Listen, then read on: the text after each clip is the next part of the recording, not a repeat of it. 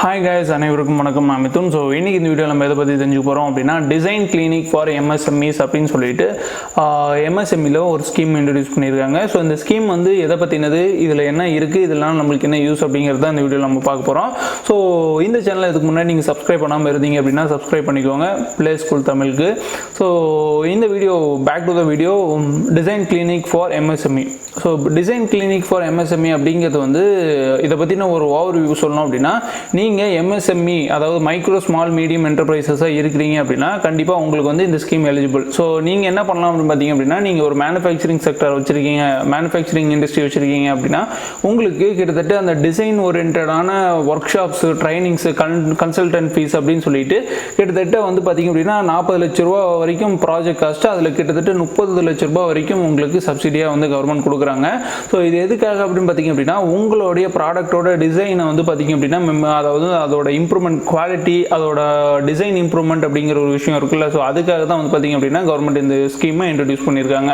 So already வந்து பார்த்த schemes எல்லாம் வந்து பார்த்தீங்க அப்படின்னா, நம்ம வந்து பிஸ்னஸ் ஆரம்பிக்கிறோம் அப்படின்னா அதை லோன் அமௌண்ட்டுக்கு, ரேட் ஆஃப் இன்ட்ரெஸ்ட்டுக்கு, அதே மாதிரி நம்மளுக்கு வந்து சர்டிஃபிகேட், குவாலிட்டி இம்ப்ரூவ் பண்ணதுக்கான சர்டிஃபிகேட்டு, நம்ம எப்படி நம்மளுடைய ஒர்க்கை வந்து வேஸ்ட் எப்படி குறைக்கிறது அப்படின்னு, லீன் மேனுஃபேக்சரிங், ஸோ இந்த மாதிரி எக்கச்சக்கமான விஷயத்துக்கு வந்து பார்த்தீங்க அப்படின்னா சப்சிடி கொடுத்துருக்காங்க.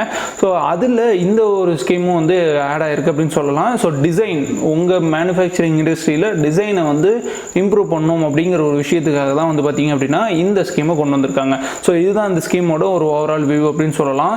So first of all, design அப்படிங்கிற ஒரு விஷயம் ஒரு இண்டஸ்ட்ரீஸ்க்கு வந்து எதுக்காக தேவை அப்படின்னா, இப்போ நான் வந்து ஒரு பென் யூஸ் பண்ணுறேன் அப்படின்னா, இப்போ நான் வந்து ஒரு பென் யூஸ் பண்ணுறேன், இது வந்து ₹2 பேனா, ₹2 பேனாலும் சரி நல்லா எழுதணும் அப்படின்னு சொல்லி தான் நம்ம ட்ரை பண்ணுவோம், நம்ம வாங்குவோம். அதே மாதிரி இப்போ ₹50 பேனா வந்தாலும் சரி அதை நல்லா எழுதணும். ஸோ இந்த ₹2 பேனா தயாரிக்கிறவனுக்கும் டிசைன் தேவை, ₹50 பேனா தயாரிக்கிறவனுக்கும் டிசைன் தேவை, ₹1 பேனா தயாரித்தவனாலும் அவனுக்கும் டிசைன் தேவை. ஸோ அந்த டிசைன் அப்படிங்கிற ஒரு விஷயம் தேவை. அதே மாதிரி இந்த பேனா வந்து கடைசி வரைக்கும் அந்த எவ்வளோ ரீஃபில் இருக்கோ, எவ்வளோ இங்க் இருக்கோ அந்த இங்க் ஃபுல்லாக எழுதி தீரணும்.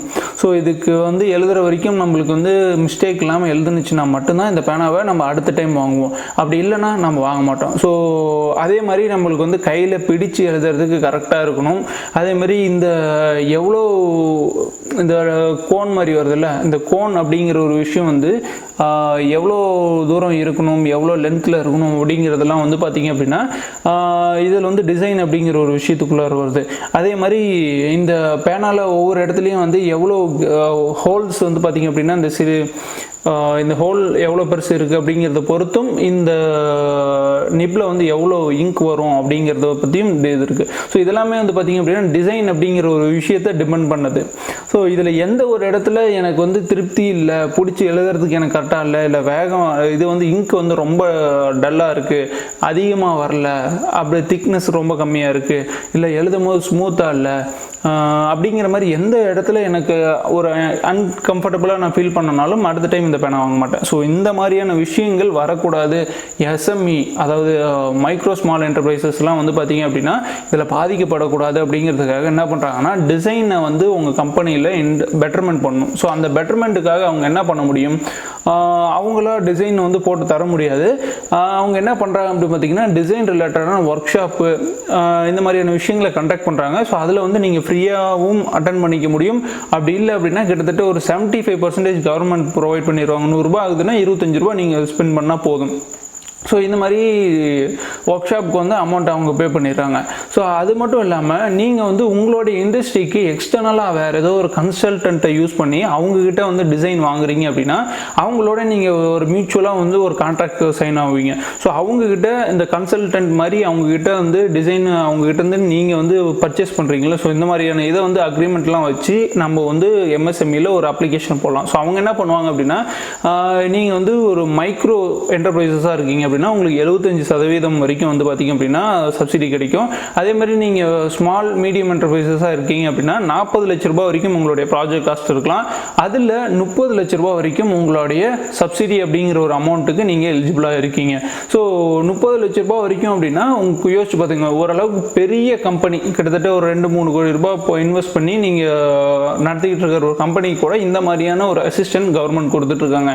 ஈவன் நீங்கள் 1 லட்ச ரூபாய் 2 லட்ச ரூபாய் வச்சு ஒரு கம்பெனி ஆரம்பிச்சிருந்தாலும் சரி, 2 கோடி ரூபாய் வச்சு ஆரம்பிச்சிருந்தாலும் சரி, உங்களுக்கு இந்த ஸ்கீம் எலிஜிபிள் தான் அப்படிங்கிறத வந்து நீங்கள் புரிஞ்சுக்கோங்க. ஸோ டிசைன் அப்படிங்கிற ஒரு விஷயத்தை இம்ப்ரூவ் பண்ணிட்டோம் அப்படின்னா கஸ்டமர் அதிகமாக பை பண்ண ஆரம்பிப்பாங்க. பை பண்ண ஆரம்பித்தா ஸ்மூத்தாக உங்களோட பிஸ்னஸை நீங்கள் ரன் பண்ணுறதுக்கான வாய்ப்புகள் அதிகம். அதே மாதிரி ஸ்கேலபிளாகவும் உங்களால் கொண்டு போக முடியும். ஸோ இதுதான் அவங்களுடைய மோட்டோ, டிசைன் அப்படிங்கிற ஒரு விஷயத்தை இம்ப்ரூவ் பண்ணும். ஓகேவா? ஸோ இதுக்கு வந்து நம்ம என்ன பண்ணலாம் அப்படின்னு பார்த்தீங்க அப்படின்னா, இது ரிலேட்டடாக எப்படி அப்ளை பண்ணுறது, இதுக்கு என்ன எலிஜிபிலிட்டி க்ரைட்டீரியாஸ் அப்படிங்கிறதெல்லாம் வந்து பார்த்தீங்க அப்படின்னா நீங்கள் கண்டிப்பாக வந்து MSME அப்படிங்கிற ஒரு ஆஃபீஸ் எல்லா டிஸ்ட்ரிக்ட்லேயும் இருக்குது. எல்லா வீடியோலையும் நான் திரும்ப சொல்கிறதான். ஸோ அவங்களை காண்டாக்ட் பண்ணுங்கள். நீங்கள் என்ன தொழில் பண்ணுறீங்களோ, மேனுஃபேக்சரிங் அப்படிங்கிற ஒரு விஷயம் பண்ணுறீங்க அப்படின்னா கண்டிப்பாக MSME காண்டாக்ட் பண்ணி இதுக்குள்ள நான் வந்து டிசைன் ரிலேட்டடாக நான் என்ன பண்ணுறது அப்படின்னு நீங்கள் கேட்டுக்கோங்க. டிசைன் ரிலேட்டடாக எனக்கு வந்து ஒரு சப்போர்ட் கிடைக்கணும்னா நான் என்ன பண்ணுறது அப்படின்னு அவங்க கிட்ட கேளுங்க.